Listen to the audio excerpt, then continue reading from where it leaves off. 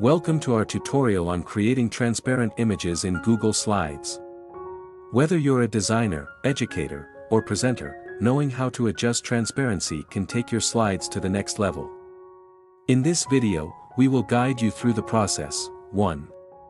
Insert your image. Open your Google Slides presentation, click Insert in the top menu, choose Image and select the image you want to make transparent.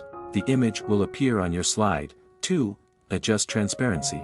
Click on the inserted image. In the Format Options pane on the right, find the Adjustment section, look for the Transparency slider, drag the slider to the right to increase transparency. Observe how the image becomes more see-through. Adjust until you achieve the desired effect. 3. Fine-tuning, optional, if needed, crop the image to remove unwanted parts. Consider using the image as a background or overlaying it on another image. Experiment with different transparency levels to find the right balance. If this tutorial helped you, please give us a thumbs up and subscribe for more tech tips.